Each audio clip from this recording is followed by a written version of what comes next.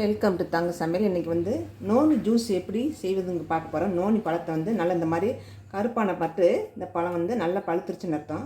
இதை வந்து எடுத்து வச்சுருக்கேன். இதை வந்து நல்லா வந்து குண்டானில் போட்டு பிசைஞ்சு எடுத்துடணும். அதுக்கு தேவையானது வந்து புதினா சிறிதளவு, கருவேப்பிலை சிறிதளவு, ஒரு லெமன் எடுத்து வச்சுருக்கேன்.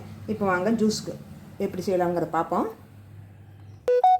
இந்த பழத்தை வந்து கட் பண்ணிக்கலாம். கட் பண்ணி பவுலில் போட்டுக்கேன். இதை வந்து நல்லா தண்ணி விட்டு நல்லா பிசைஞ்சு எடுக்கணும். நல்லா நைஸாக பிசைஞ்சிடணும். இந்த மாதிரி நல்லா பிசைஞ்சு எடுத்துடலாம். இப்போ வந்து இதை வந்து ஒரு துணியில் வந்து நல்லா வடிகட்டிடணும். வந்து இந்த மிக்சியில் வந்து நல்லா துணியை போட்டு நல்லா வடிகட்டிடலாம். வடிகட்டி நல்லா புழிஞ்சு எடுத்துடணும்.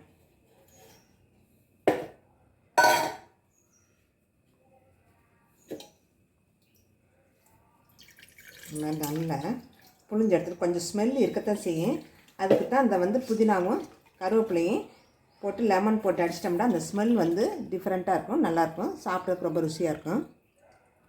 இந்த மாதிரி நல்லா புழிஞ்சு இந்த சக்கை ஃபுல்லாக எடுத்துட வேண்டியதான். இந்த பாருங்க, இந்த மாதிரி புழிஞ்சு நைஸாக புழிஞ்சு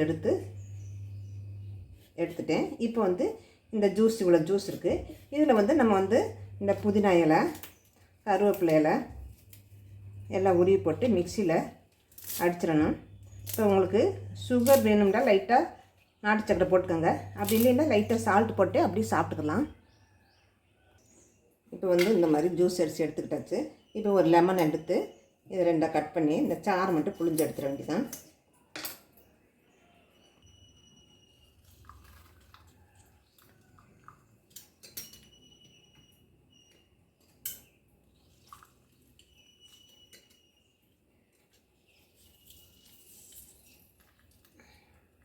இந்த மாதிரி லெமனை புழிஞ்சு விட்டுட்டு இப்போ வந்து கலக்கிடலாம்.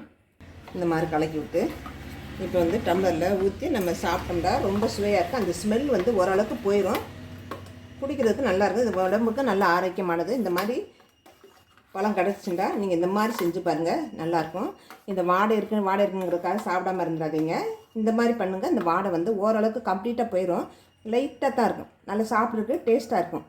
நீங்களும் இந்த மாதிரி செஞ்சு பாருங்கள், சுவைச்சு பாருங்கள். நண்பர்களுக்கு ஷேர் பண்ணுங்கள். நன்றி, வணக்கம்.